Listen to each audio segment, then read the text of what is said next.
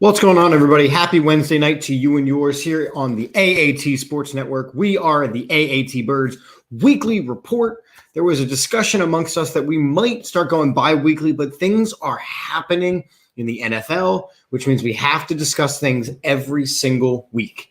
Free agency is going on, trades are going on, and we are here to report it all in a fair and unbiased way and not get emotional. We're going to talk strictly numbers and business. And it's not going to be emotional at all. And we're not going to throw people under the bus. And the name of the show is Howie Failing. And that is fair and impartial. And away we go. I am Chip at Chip for the Birds. This is Johnny U at Johnny U9322. Johnny, how you doing? I'm doing great. I thought about the title of the show, and I think it fits because of everything that's been going down. And it's something that is very good to discuss because there is a lot to discuss in that. And what do the Eagles do in this offseason? Because you're looking around the league and we're seeing a lot of stuff happening, but we're not seeing the Eagles do too much. So definitely something that we can dive into and, maybe get a little heated. Maybe not. Nope. I'm going to say totally calm. Totally kosher. I don't believe that, but I don't either. My vein is actually warmed up. I think we're good. Real quick. There are sponsors. They take good care of us, so we're going to give them quick shout-outs very, very quickly. Statement Games, a fun, free twist on fantasy sports. Make sure you're checking them out. The AATSportsNetwork.com/shop. Make sure you're checking us out. Johnny's going to get some new material up with all of our new players. Yes, I do. Let's get ridiculous. See, market that. Yeah, but you can't be saying it because people could just take it right now. You got to do that behind people's doors. Come on, you know that. Listen, besides Adam, good evening, Adam, who's really watching right now? Let's call it like it is. No one's going to pick up on our stuff. We're good. It's a secret. Shh. Symbol.com, the stock market. What's that? Until it's out tomorrow. Yeah, no kidding. Symbol.com, which is the promo code AAT Sports when you sign up. Lots of rain luxury watches. Use the code AATBirds for checkout at 10% off. Triple Threat Wagers. Mike Barrera just came on and explained a whole bunch of stuff, so make sure you're checking them out. Big college basketball time. Apparently, we're still sponsored by 99 Jersey. I found that out the other night. Use the code AATBirds20 at 99jersey.com. You learn something every day. Make a little scratch dinero there for us. And finally, Manscaped.com is partnered with AATBirds. Use the code AATBirds for 20% off and free shipping at checkout. Your balls will thank you. Oh, boy. Oh, boy, indeed. Okay. Johnny. Yes. Is Howie Roseman the GM of the year or nah? Well, right now, of course, we know what the Eagles have done, and they haven't done much. Yeah, let's recap those moves. I feel like that's going to take a good portion of our show to recap all of the moves that the Eagles have made this season. So start from the beginning. Don't leave anybody out. What have the Eagles done this offseason? Well, do we count the extensions for Mailata and Avonte Maddox? No, let's just go new blood. Go new blood. So we had the Hassan Reddick signing. So we know about that. We talked about that in the last show. So if you haven't heard about our thoughts on that, check back our last episode. We dive into that. They re-signed Anthony Harris, which a little bit surprising, but if you really think about it, he is younger than Rodney McLeod, and they did miss on a couple other guys, Marcus Williams and certain players they did miss on. So Anthony Harris is back 1 year. I think $2.5 million, if I'm not sure. Very affordable, very good deal. Yeah, they re-signed, and it's another prove it deal. It is a prove it deal, and they re-signed Boston Scott. They re-signed Greg Ward. They re-signed. Well, they cut Fletcher Cox, and then they re-signed Fletcher Cox. So there was a lot of stipulations in terms of that. I'm not going to get into that because that'll snooze fest a lot of people. But again, if they really wanted to look into it, go to overthecap.com. He'll explain. There's an article in there about Fletcher Cox. So look into that. That's a great website if you are into numbers and crunching numbers. But so they also did a signing this week. They did get a receiver that we all kind of knew that he was already in midnight green. Exactly. So for me, it's, Zach Pascal, he's a good player. He did really well when Sirianni was there. as he had his best season. So it's a low cost signing. 1 year, 1.5 million. You can get another $1 million in incentives. So, low cost deal. And to me, I don't know how you feel on it, but to me, I think it spells the end of JJ Arcega-Whiteside. And I don't know what they're going to do because the Jalen Reagor debate is going to keep getting hotter and hotter until something happens, if anything happens. So here's the deal. The Zach Pascal move, nobody is surprised at. Nobody is surprised at. Like you said, he was very successful with Nick Sirianni back in Indianapolis. And then from there, everybody had tied the two of these guys together. The deal itself, again, another solid deal. I think it was $1.5 million. He can get an additional $1 million in incentives, I think was what I saw. It's not a big deal. It's a year. It's a prove-it deal for a player that is okay. But what it isn't, it is not a game-changing move. Now, with all of these, and I think that's the problem that a lot of Philadelphia fans are having. With all of the big, humongous moves that have been happening, for the Eagles to have added, look, Hassan Reddick was a great addition, an absolute great addition. He was the perfect addition. He wanted to be here. The Eagles fans wanted him here. It was the perfect move. Pascal was the expected move. And with guys changing teams like Devontae Adams and Tyreek Hill and, big name quarterbacks in Carson Wentz and Russell Wilson and Deshaun Watson, all these big names flying around all over the place, for the Eagles to have only added Zach Pascal, Hassan Reddick, and then run it back with a bunch of other players that, look, Boston Scott isn't a game-changing player. He had a couple good games, but he's not going to drastically improve the team. Greg Ward, come on. How is this experiment not over yet? I do agree, Johnny, that they've got to cut some weight out of the wide receiver room. JJ Arcega-Whiteside can't be on this team anymore. There's not with guys like Jalen Reagor, who you have to assume is going to get a roster spot. You have to assume will be on the roster. A former first-round draft pick, you have to assume he's going to get yet another chance. Devontae Smith, Quez Watkins, they've all earned their spots to be here. Zach Pascal's going to get a shot. Greg Ward Jr. is going to get a spot. So right there are 5 wide receivers. There is no room for JJ Arcega-Whiteside. Plus whatever guys you add, you still have Hightower on your practice squad. Is he going to make the team? Is he going to get some looks? There's enough guys that they have in the room that JJ Arcega-Whiteside has had opportunities. I think my frustration with this move, and again, it was expected, everyone knew it was going to happen. I think my frustration with the move is how they describe him. He's a great blocking wide receiver. Yeah, He's a great blocking receiver, but again, he does catch the football. There isn't like I understand he does a lot of the little things. And of course, you're going to need that if you're going to be doing a run heavy type of offense. But as you look, how different, I want to pose this question to you because it's definitely something to think about. How much different would this offseason so far have been if they would have landed Calvin Ridley and he would not have been suspended? And they would have they were close to a trade to acquire him, and Atlanta pulled off because of the suspension. How do you think the offseason will be viewed right now if they would have got signed Hassan Reddick and traded for Calvin Ridley? I think it would have definitely gone over better than what it has now. I think the problem is right now is you're a lot of the questions that we had at the beginning of last offseason and going into the last season, we still don't have answers for. We still, you're hearing all these things about the quarterback.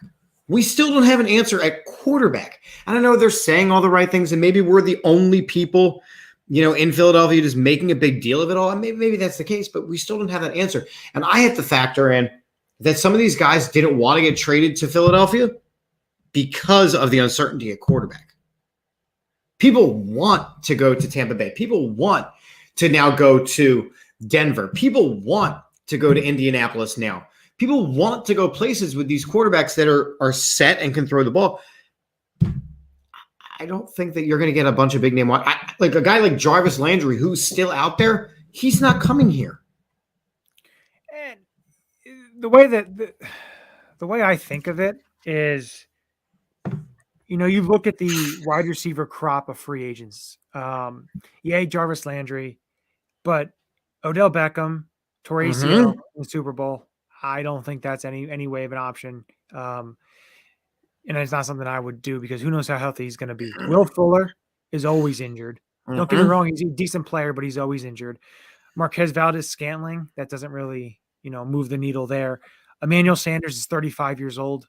He doesn't really have that much left. Cole Beasley, do you really? Oh, no. But even a guy like Robert Woods, same thing. We're talking coming off of a pretty heinous injury, but at the same time, he's not coming here. No, he's not coming here. But the way that I think of it is the wide receiver position is going to have to be, if you're going to upgrade the position, it's going to be via trade. Whether it's a guy like a Brandon Cooks from Houston, which could be had for a day 2, day 3 draft pick. That would be, I would think, the option that they're going to be doing is a via trade along the lines of that. That's what I would think. Sure, would be beneficial to the Eagles to do is to get a player, like that. But again, if that doesn't come to fruition, then of course we have this talk drafting a wide receiver. And there's a couple out there that I think are good. I do not trust Howie's ability to draft a wide receiver, to scout and draft a wide receiver. Devontae Smith's a different story. He was a no doubt about it, surefire Heisman Trophy winning. It was a no-brainer. That wasn't Howie being smart. That was Howie doing the right thing that everyone knew he had to do. But the thing you have to think about is the Green Bay Packers and the Kansas City Chiefs now have an extra first-round pick.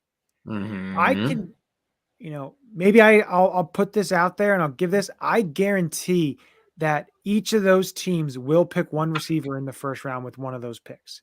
So the wide receiver class it's a good class. But again, if you decide you don't want to go in the first round, you want to probably go in the, second round, it may be slim pickings. It all depends. There's a player that I really like, and we can get into it when we go in the coming weeks on draft prospects and stuff like that would fit the Eagles, stuff like that. But don't be surprised if the Eagles do pick a first round receiver.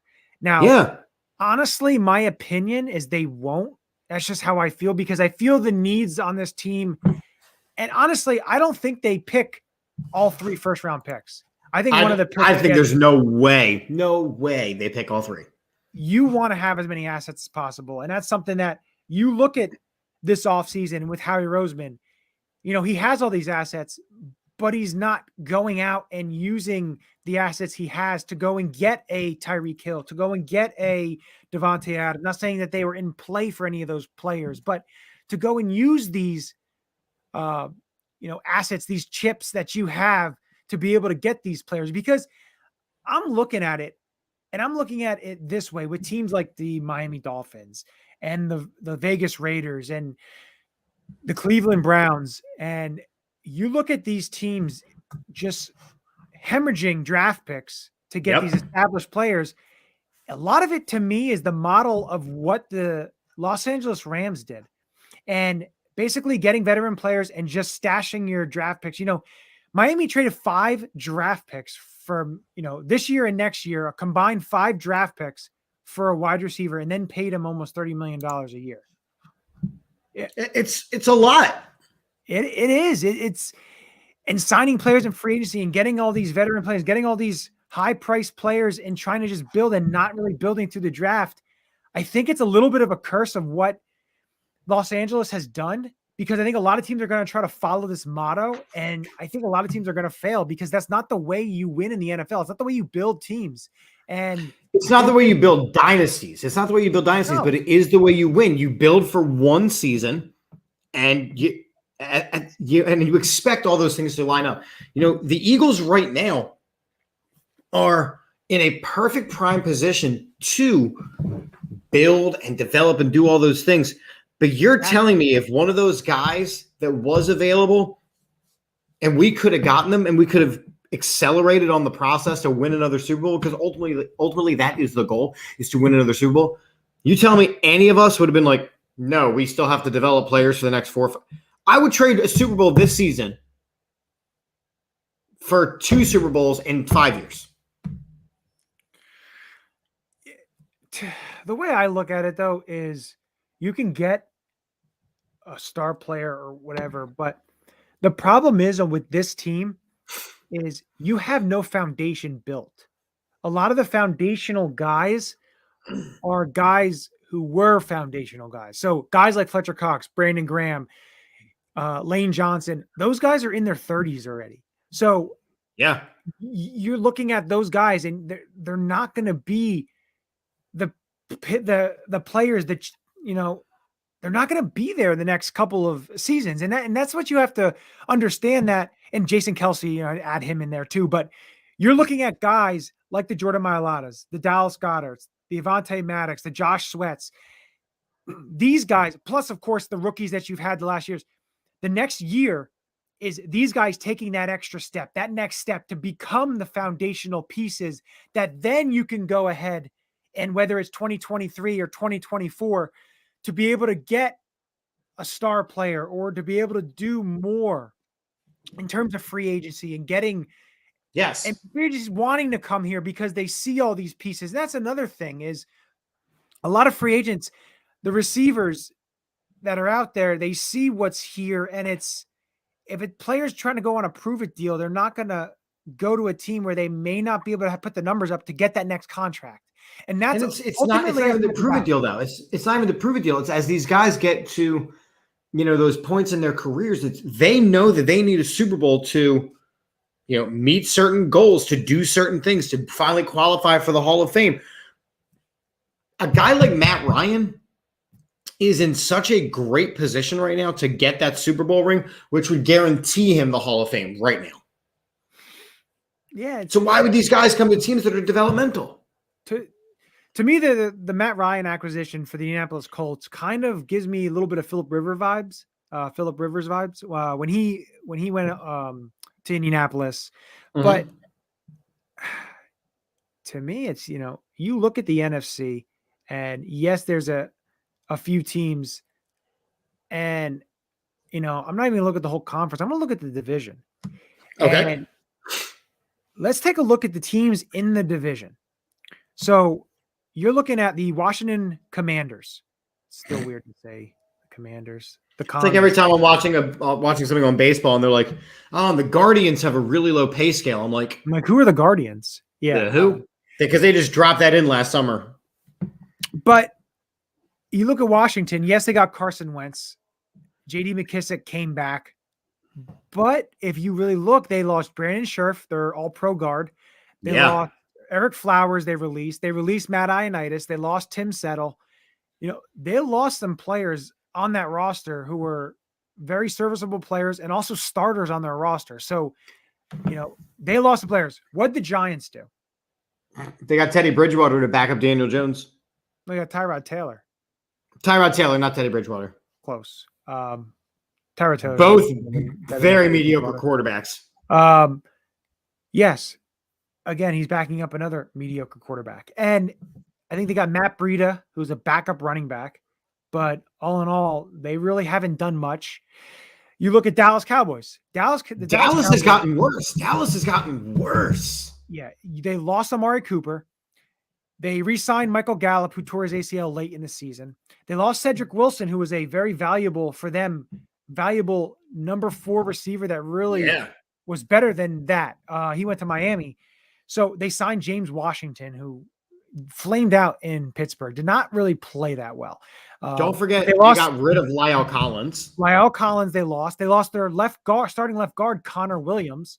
So you you look at that, and those are some big losses on that team because they're not just, rotational players. They're Pro Bowl starting caliber players that they lost.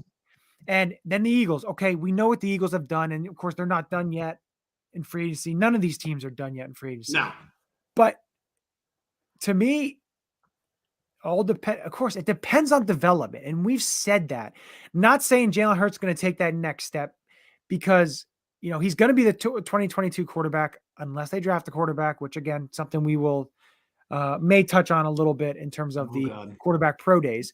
But if he takes that next step, then do you have a chance in the division? So here's the thing, the NFC East, you talk about all these teams and they did this and they did that. And still any single one of them could win the division because the NFC East is a garbage dumpster fire of a division. The teams beat the hell out of each other. You need to win 7 games, maybe 8 to guarantee your divisional win. And then once you win the division, you get your ass knocked out in the first round. None of these teams are good enough to compete with the big boys in the NFC. They're just not. The Cowboys, the Eagles, the Giants, and the Commanders are all not in the same realm as the Rams of last year, of the Tom Brady and the Bucks of last year, of the Packers of last year. We're not in the same realm. The things are not equal. So you know what? Yeah, the Cowboys get noticeably worse, but they're still good enough to win the division. The Commanders get worse, but you know what? Carson Wentz is an upgrade over Taylor Heineke, so they're still good enough to win the division. The Giants still have Saquon Barkley for the time being. That means they're good enough to win the division because you run the ball in December and January. The Eagles, they added one really good player, and they brought back some players that, were big pieces to their team last year. They're good enough to win the division. All these teams are good enough to win the division. Now it comes down to the draft, and now it comes down to this second wave of free agency. But I do not like the logic of, okay, we got into the Eagles, we got into the playoffs, we're good enough, let's run it back with some of the same people. They have got to make a big splash move, and whether that is trading a guy like Andre Dillard for some capital, like for some draft capital, that's at least a move that Eagles fans are like, okay, we support. Getting rid of a Jalen Reagor in place of something else. Okay, I support. The Eagles have got to still make that move that makes the Eagles fans go, at least they're trying. Hassan Reddick was that level of move. And for a week, we all felt really damn good. Zach Pascal is not that level of move. No, he's not. He's not a huge addition, but again, he fits a need on the team because they're about to get rid of their blocking wide receiver. But we can do more than what J.J. Arcega-Whiteside has given you or even shown you. So for me, it's a low cost, high reward type of deal. Right. I have no issue with the signing. It's just, you know what it is? When you wanted to go to prom in high school and you had your list of dream girls, right? And, Juju, she was looking really good, but you know what? She went with someone else. And, Devontae Adams, right? Man, she was looking really good. And, you went with someone else. And as you held on longer and longer and longer, you were just waiting and waiting and waiting. And all the good ones got taken. So you asked the friend, hey, do you want to go as friends? That's Zach Pascal. And you know what? Maybe you'll get lucky. But in the long term, well, you know that it wasn't really what you wanted. Like I said, I like the signing. This is where we get canceled, by the way, because of that whole analogy, and I just went on. I don't know. I like the Zach Pascal signing. I was one to predict it, so like everybody else, because we knew that was going to happen. So really, if it surprised you, then really you're not really paying attention because true. Every outlet, everybody has been kind of hinting that he is was a free agency target. So if you're surprised by it, you must have been under a rock for the last couple of months. But again, that's for you, not me. But so of course the Howie Failing. So the Marcus Williams, they offered just about kind of the same deal, and he decided to go to the Baltimore Ravens. There's other options, Tyreek Hill, all these guys, and everyone gets all mad because the Eagles aren't pulling the trigger. They're not doing anything. First off, we don't know what they're doing. Let's start there. We don't know what they're doing. You don't know what they're doing. And for me, the way I'm grading this is it's an incomplete because the offseason is not over. We're the second week into free agency. There's still really good players out there that can make impacts on your team. And for anyone who says that, after the first week of free agency, you can't find anybody else after that the only reason that people are out there because nobody wants them is the biggest, bold-faced lie that anyone could say. They might as well just be working in Washington. That's how bad of a liar they are. But political, Jesus. I'm sorry. That's the only thing I will say for political. I won't go anymore because I don't do that. But you look at the rest of the players out there, and of course, there's always a name that's dangled every single day. They want somebody to sign Tyrann Mathieu, and I do. I do too. Don't get me wrong. I want to see him sign that. There's still needs on this team. There's still holes on this team that has to be filled, and I don't think they're going to get filled with just drafting. Just because we draft will fill the need. I don't believe that. I still think you need to go and you need to sign some veterans, fill some holes in this roster, draft some depth, sit behind. So there's a lot of work to be done. But this is where I want to kind of turn this question on Howie for you. Real quick, Peanut, this is my point as well. This is exactly wide receivers don't want to come here because of the uncertain and questionable quarterback. We do not know who's going to play quarterback for this team. Now, and we know, but still. And Peanut's point, if you take a look at the Baltimore Ravens, there's no receivers that go to play. Now, Antonio Brown's crazy, so I really don't count him. He's kind of, out there, wants to kind of play for everybody now. But you look at a guy like DJ Chark, right? Yeah. DJ Chark went to Detroit Lions. Went to the Detroit Lions because they have at least a good. He's not great. He's not going to win any awards, but a serviceable quarterback in Jared Goff. They're always down, so they're always going to throw the ball. And he goes there on a 1-year prove-it deal where he knows he's going to get the looks. He knows he's going to get the targets. He knows he's going to get the numbers that he needs to cash in on the bigger deal. The thing is, they look at that roster for the Detroit Lions. They have Amon-Ra St. Brown. So young kid had a nice little season. And they have Josh Reynolds. That's basically it. So for DJ Chark, he looks at that roster and says, you know what? I should be able to get a lot of targets. You look at this roster, they are high on Quez Watkins, Devontae Smith's here, Dallas Goedert's here. You're not going to have as many targets as you'd like, especially on a prove-it deal. So that's why I can see that. And I can see, wide receivers not wanting to play. And my point with the Baltimore Ravens was the only receiver they really signed was Sammy Watkins a couple years back. And it didn't really help him, his cause. It didn't really help them at all. But I actually think it was may have been last year. But they've drafted Hollywood Brown. They drafted Devin Duvernay. They drafted James Prochet. They drafted Rashad Bateman, Miles Boykin. There's so many players that they drafted, and it just hasn't really worked out. Some players have been okay. They rely on the tight ends. And Mark Andrews has become a top-tier tight end in this league. Yep. Top-tier tight end. So for me, that's where you can kind of see where the receiver position, and that's why you may have to go out and trade for a younger guy or, trade for a player on a bad team to try to get somebody to come near. That's how you may, help this receiving core in getting players. But what I wanted to ask you before is kind of going into Howie Roseman. He mentioned about a quarterback factory not long ago, and they were talking about, Kenny Pickett had his pro day, a number of scouts and everyone was on hand. The Eagles paid for dinner. The last time the Eagles paid for dinner on a quarterback prospect was Carson Wentz in 2016. And they also had people at the Malik Willis. I think I'm not sure if Sirianni was there, but the Malik Willis pro day. My things on the pro days, there's no rush. There's nothing. Nope. It's just them winging the ball. So Yep. I understand, the throw looks great and all that. But can you really decipher how good a player is going to be from a pro day? Nope. Honestly, no. No, You the go same back way and you look at the can't. The college same way you can't. Yeah, the same way you can't decipher on a workout on like a Colin Kaepernick when he's just throwing the ball to the Lockets. Yeah. You don't know if he's NFL game ready still, and I tell you what, he's not.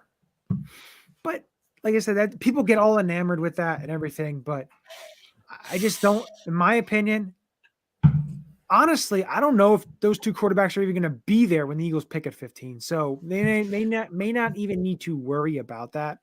And I just can't wait for the draft to be over and them not pick any quarterback. And then Mike doesn't have to post a stupid picture of Kenny Pickett on his timeline every single morning that I have to see it. I wish he was here because I know he'd give a quirky remark. But no, it's just everyone gets so enamored with the quarterback position and think the Eagles are going to draft quarterback, which I don't think they're going to do. Now, again, they may do it. They surprised us with the Jalen Hurts pick. So I don't know, but I just Okay, don't but think so here's my thing, right? You have a quarterback on your roster right now who, by all accounts, meaning everyone who is saying the right things, he's going to be the guy. I don't think a guy like Jason Kelce comes back if there's going to be yet another potentially different quarterback. So let me just start off by saying that. I think Jason Kelce was told, hey, listen, you're going to be working with Jalen Hurts again. We're not, unless something magical and majestic falls into our lap, this is going to be the guy. Unless it's a guy like Tom Brady's like, you know what? I really think Philadelphia this time of year is lovely. So, and then we make the trade for like a Tom Brady. Now, I want to keep talking about the quarterback, and then after this, I want to get to another topic that kind of goes off what you said with Jason Kelce and everything. I want to get your feedback and your input on something that I've been thinking about. So we'll keep the conversation with the quarterback, and then we'll jump to that. But I understand. Well, hold on. So the pro day thing, right? Malik Willis and Kenny Pickett are Kenny Pickett's hand grew a quarter of an inch, I think. I believe. These guys are the top rated quarterbacks in this draft, right? Yeah. And yes, Matt Corral and all those, great. Kenny Pickett and Malik Willis. The problem is this is what always happens. These guys are rated where they are after the season ends. And then as the chips and the dominoes start to fall of free agency and trades and all that stuff, you see their stock rising and rising and rising almost to a level that is not realistic. Malik Willis and Kenny Pickett, they might be good NFL quarterbacks, but neither of them is NFL ready. Neither of them should be a starter, cornerstone piece of a franchise. Neither of them should be drafted in the top 15 of this NFL draft. So, and both will be gone by 10. You bring that point up. I want to do this because it brings the quarterback situation and how it's an absolute roll of the dice when you're drafting quarterbacks, but especially in the first round. So I want to go back to 2010 up until let's say 2 years ago, and I want to name the quarterbacks. I want your input, whether it's a bust, they were good, or they were great or elite. So these are first round quarterbacks. First round quarterbacks since 2010. I'm going to read them off, and I want your input. I think it's a fun little thing to. I'll go snap decision too. So say the name and we'll snap it. All right, 2010, Sam Bradford. He went number 1, right? He went number 1. He was serviceable for a couple of years. He was fine. Okay, so he was just serviceable. So here's the thing. These are guys who they got their starts, they made their money, they got their second contract, they won some games, they did what they were required to do. We're still playing in the Tom Brady era. Unless your name is Tom Brady, you can't be expected to win a Super Bowl.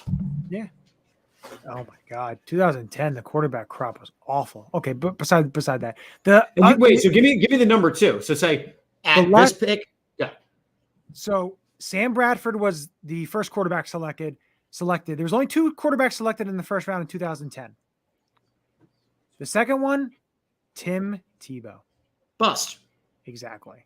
So Tim Tebow was the hype. He was the hype. That's my point right there. He was not a first round grade. He should not have been even considered a first round draft pick. Yeah, he was overdrafted. We know that. And 2011, first overall pick, Cam Newton.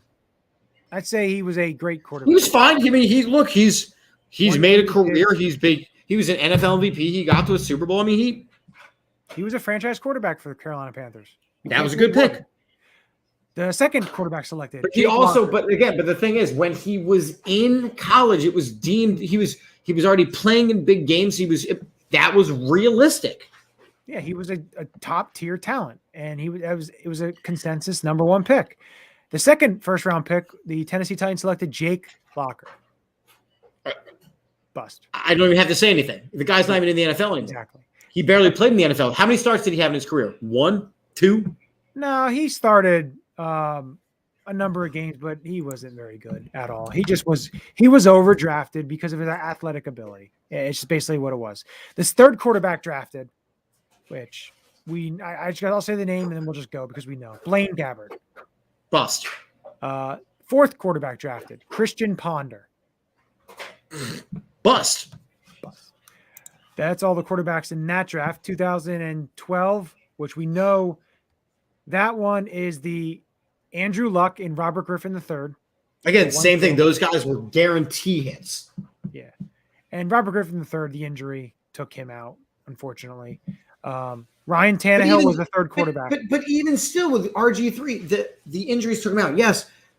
But again, he won games. He brought the level of play in Washington back for him. He was a great addition to that team. So third quarterback was Ryan Tannehill, who struggled in Miami and then got reborn basically in Tennessee. Right. I mean, I think I won't say that he's a bust. I think that he was overdrafted. He's a good quarterback. He was overdrafted, and he's kind of settled into exactly where he was supposed to be. And then the last quarterback in the first round of that year was a bust, Brandon Weeden. So I don't have to go bust. Played some NFL games, but a bust. 2013, you had EJ Manuel. Bust. And I was on the record saying that I really wanted him on this team. I wanted him over Mariota and everybody like that. He busted hard. 2014, Blake Bortles. Bortles. That's a bust. Johnny Manziel. Bust. Again, never, ever should have been a first-round draft pick.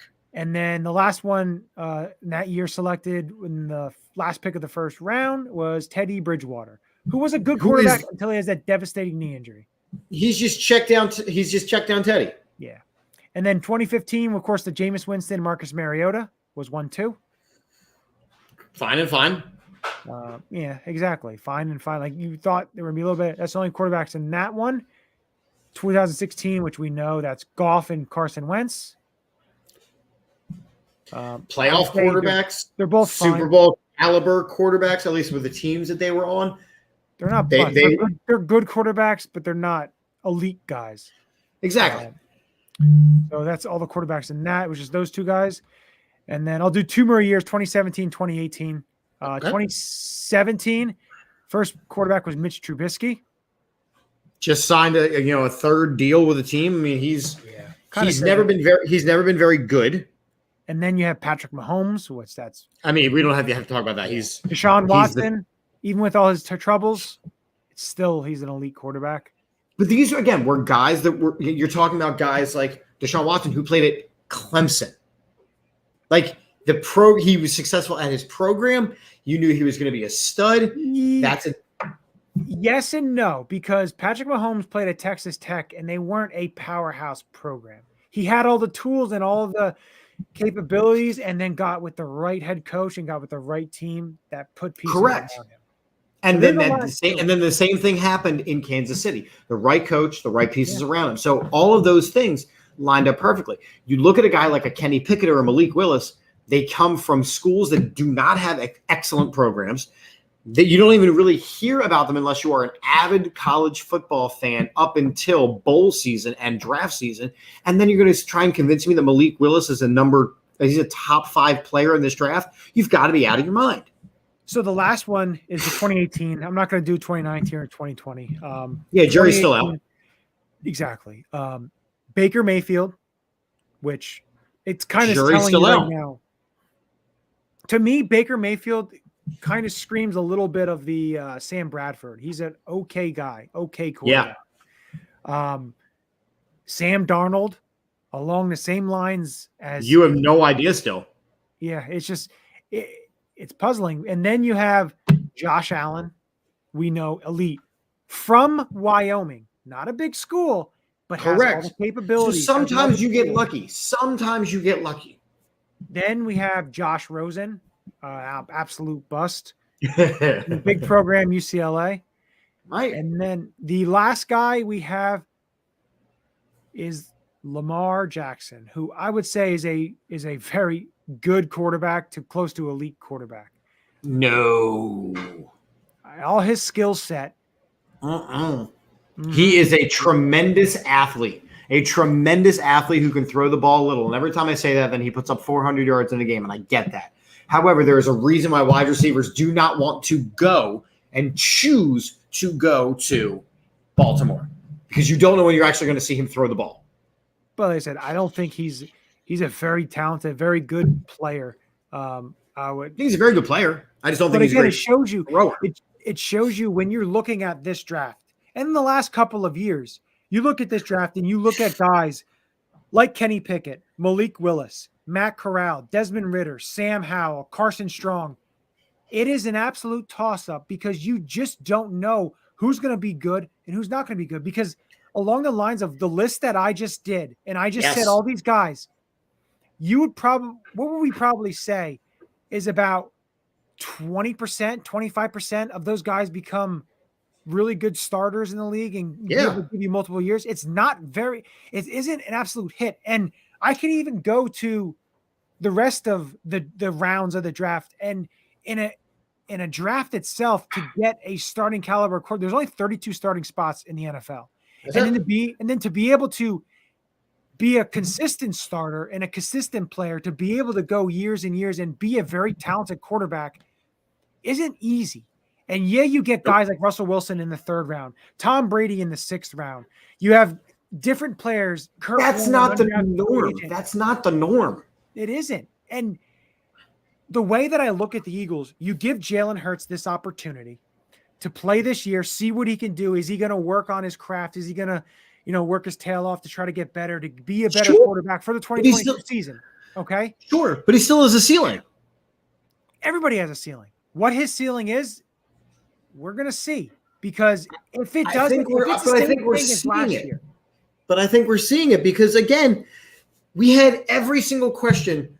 We had all these questions before the season last year. And sitting here now, a whole season of seeing the guy playing, we still have every single one of those same exact questions. Everyone. Nothing has gotten better. So how do you answer some of those questions? You add players around him. And right now, they have not added enough weapons around him for him to show whether or not he's going to be successful. They just haven't. I would say he did improve to what he was in 2020. You can't say he didn't. I understand there's still some. It's a different coach. It's a different coach. It's a coach that actually prides himself on development. Doug Peterson is going to absolutely sink Trevor Lawrence with his multi-billion-dollar toys and weapons he has now. Yeah. But the thing the point I'm getting at here is you look at the draft. It's a crapshoot. We know that. But again, if the Eagles can bank one of these picks and you look at next year, and I'm not even saying next year in terms of the quarterback class, the quarterback crop. I'm talking about you get into the offseason. If another quarterback comes available, a very talented quarterback comes available that you're able to trade for, you have some assets to be able to use. So there's opportunity there of what the Eagles are going to do, because it's a fluid situation. But again, the draft is not 100% to get your quarterback. And a lot of people like certain prospects. Hey, people loved Kevin Cobb when he came out of Houston. And there were some people. Who's people? A couple Go take the low-hanging fruit. Jamarcus Russell. I'm not grabbing anything low-hanging. I'm sorry. Take the low-hanging fruit. Jamarcus Russell was a consensus overall number 1 pick. He was going to be the guy, and the guy he flamed out. So there are those intangibles. My problem with a guy like Pickett, my problem with a guy like Willis is that these are guys that in reality should be drafted in the 15. They should be drafted mid to late first. And in reality, because of the April push on quarterbacks in the draft, they are all going to be gone by the time the first 10 picks are in. I am calling it now. Malik Willis and Kenny Pickett specifically will both be picked in the top 10. And quarterback is one of the most overdrafted positions because everybody needs a quarterback. Everybody wants to get that next franchise elite quarterback. They're always looking for it. So you know what? You may be right. You may have 3 to 4 quarterbacks picked within the first 10 to 15 picks.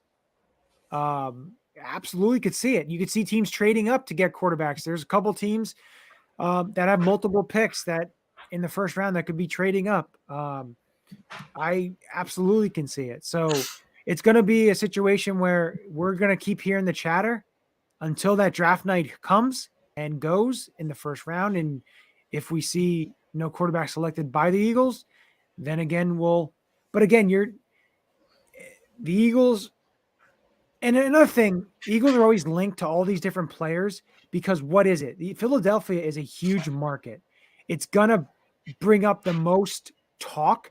You're going to have people like us talking about it. You're going to have people on the radio and everybody talking about it. You're going to have a radio station making a poll about the same thing every other week. But, it's just that's why I feel Philadelphia is involved with a lot and they want to throw agents and, other teams will throw the Eagles out there because it's a hot name. It's a big city. It's a big market. So, right. Exactly.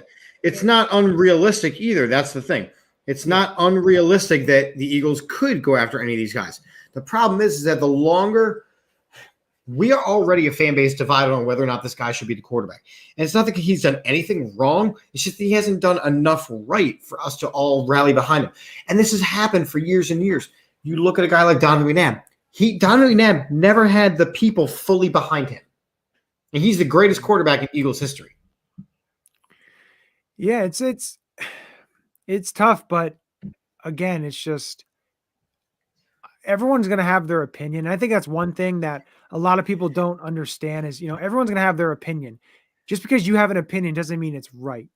So everyone's going to have their opinion and you got to respect each other's opinions. And whether it comes to fruition or not, whether you're right or he winds up not being the person, it is what it is. But everyone's going to be entitled to their opinion, whether they like a player in terms of their intangibles, in terms of what they can do on the field. And that's what also happens in the draft too. A lot of people like certain players because of what they can do on the field.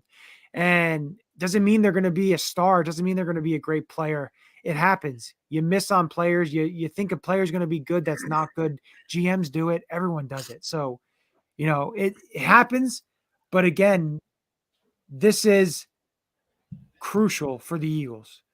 And I said it last year about this draft and getting guys in the previous draft and be able to develop these guys. And they're able to get a little bit of development out of certain players, but it's got to be a continued development this upcoming season. And, it's good. We're going to have a lot to talk about. Free agency still just getting underway. There's going to be some players signed. There's going to be possibly some trades. There's going to be some other news. So definitely something. But before we wrap it up, I want to you brought Jason Kelsey up a little bit ago. And about whether he retires and everything along the lines of that. Well, we know Brandon Brooks retired. We know that he's coming off the books. They're going to save a little bit of money. And Brandon Graham, Lane Johnson, you have a lot of players. Fletcher Cox, of course, 1 year, $14 million, whether he goes to another team next year or whatever happens. this group, it's not going to be here in a couple of years. And I think a lot of people, like I had one person, a lot of people don't understand that they're looking at like the cap. Oh, the Eagles are still in 2024. They're at the bottom end of the cap, and they're not all, and they don't understand that these guys are probably going to be let go beforehand, which the money will be, not gone. Eagles are going to have so much money in 2024 because the new TV deal comes into effect, and the cap is going to skyrocket for everybody. My question is, of those players, so Jason Kelce, Brandon Graham, Fletcher Cox, Lane Johnson, which of those guys do you see still on the team in 2024, if any? Lane Johnson. I do. I think Lane Johnson is the guy. And I agree with you. That would be my pick too. So Kelsey's going to be retired. I mean, they stretched out his contract real nice, but he's going to be retired. I think that Fletcher Cox, his drop off has been significant over the last couple of seasons, but you're going to start to see the move towards the younger guys in the trenches. Brandon Graham, he's coming off a pretty severe injury. I think that he could be the other guy still here, depending on how he responds to this injury. But I think Lane Johnson has kind of cemented himself in that role, and you're going to see something which we haven't seen in a while, which is the bookend tackles that you just know they're always there, like you used to have with Trey Thomas and John Runyon. I can see the reincarnate of that with Lane Johnson and Jordan Mailata. So the other thing is that I thought about when I mentioned those guys and thinking about those guys. You look at Brandon Graham; he's been here since 2010. Yeah. Lane Johnson's been here since 2013. Fletcher Cox has been here since 2011. Jason Kelce's been here since 2011. No, Cox been here since 2012. Kelce 2011. That's what, 4 players here. And Lane Johnson this year, it'll be his 10th year. 4 players who've been on the Eagles for 10 years. Last time I could think of players like that many players being on the team for that long period of time was in 2008 when McNabb was still here. You had Trey Thomas and John Runyon. You had Brian Dawkins. And that's the last time that I can think of you've had guys who've been on the team for 10, and David Akers too. That's 5 there in 2008, who've been on a team for that many years. But then again, what happened that next year is Doc was gone. John Runyon was gone. Thomas was gone. Those guys were gone. At some what I'm point, thinking, what we're going to see next year. Right. And at some point you do have to change the culture. And sometimes it is, easier just to rip the Band-Aid off. And maybe that's the situation that we will see. But I do think that as you look through those names, it is going to be that drastic shock because that first Eagles core that came through and, they went to the Super Bowl and they were always in the NFC Championship game. That was a good group of players. This group hasn't had that same amount of luck. They've been playoff teams and, they had the Super Bowl run and,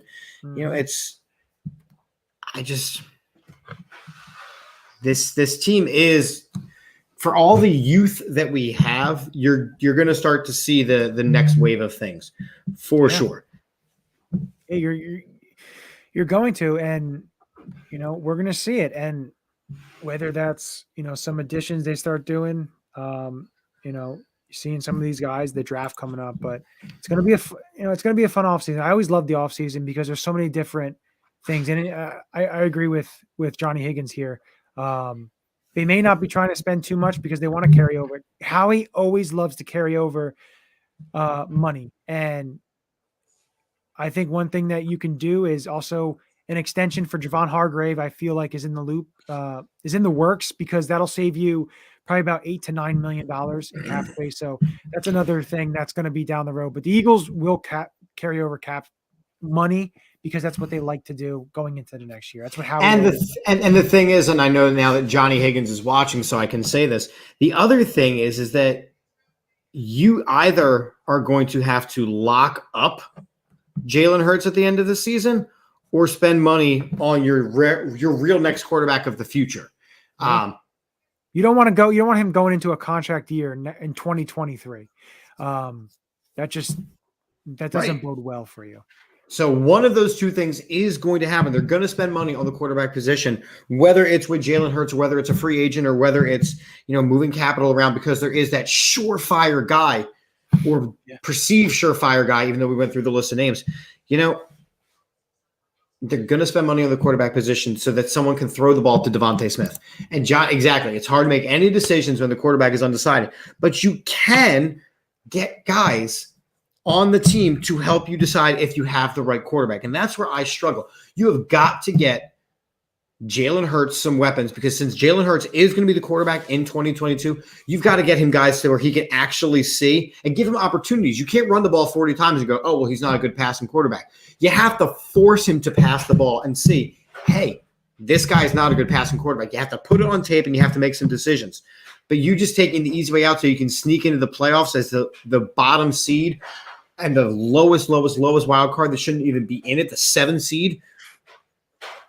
The Eagles were not a playoff team this year, but for them changing the rules. Yeah, unfortunately, that's the rules, and you're gonna see teams in the 7th seed in coming years. It's just, unfortunately, it's the way it is now. The AFC is going to be a good 7 seed because there's so many stacked teams in that conference. Pittsburgh snuck in. Well, I'm talking about this year with all the moves that were made, but otherwise, it's. Yeah, and this is what we were discussing earlier. I think Peanut mentioned this. I mentioned this. We talked about a guy like DJ Chark going to the Lions because they're going to throw the ball a ton on a 1-year deal. Yeah. Unfortunately, it's the way it is. It's how the cookie crumbles, like they like to say. And that's the way the cookie crumbles. Yeah, but with that, like I said, we're going to be talking the offseason. We'll probably be doing it weekly just because of news coming out. The Eagles like to always make a little bit of news, so they'll keep us entertained, and we'll try and keep you entertained. So, indeed. So anyway, we're going to wrap it up. No, we're going to wrap it up. We're going to wrap it up. So this has been the All About the Birds Weekly Report. I'm Chip. That's Johnny. We have a lot of great sponsors. Make sure you're checking them out. They're all in the bio. I'm not sure what else we have as far as live programming this week, but make sure you are liking, subscribing, and sharing AATBirds on Twitter, at AATSports_ on Twitter. Of course, we are on Facebook. Make sure you are liking and subscribing to our YouTube page. We have a brand new edition of Fandemonium coming out where we talk to you, the Eagles fans. Johnny Higgins, if you're still watching, I may actually get you on that show because I know you have some really cool Eagles stories. So with that being said, I'm going to wrap it up. I'm going to play the brand new Manscaped commercial again. Make sure you are checking out manscaped.com. Use the code AATBirds for 20% off for free shipping. And as we end every show here on the AAT Sports Network, go Birds! Are you tired of my cheesy Manscaped commercials that only talk about products that service your nether regions?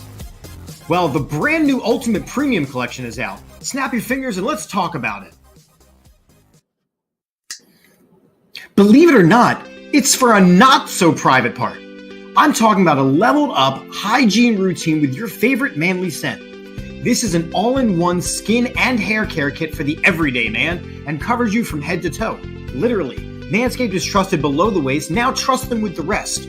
Join the 4 million men worldwide who trust Manscaped by going to manscaped.com for 20% off and free shipping with the code AATBirds. This package includes a lot of wonderful products, including Manscaped Body Wash to lather you up with their infused aloe vera and sea salt shower gel. It also includes a 2-in-1 shampoo and conditioner. It'll help clean your scalp with one easy step.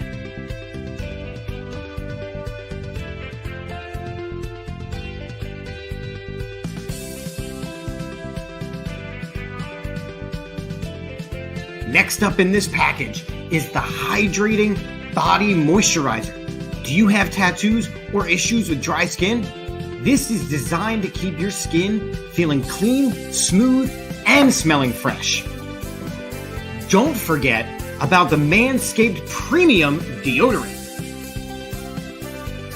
No, not for your balls, for your stanky armpits. This deodorant dries clear, is aluminum-free, and smells like their signature scent. Plus, this package includes a free gift, a 3-pack set of lip balm that's made up with ingredients such as vitamin E, peppermint, and eucalyptus oil to keep those chappers feeling moist. That's 4 products and a free gift inside the Ultimate Premium Collection. What a score! All these products are cruelty-free, paraben-free, vegan-friendly, and dye-free. The best ingredients with zero compromise. Don't forget to go to manscaped.com and use the code AATBirds for 20% off and free shipping. That's 20% off and free shipping with the code AATBirds at manscaped.com.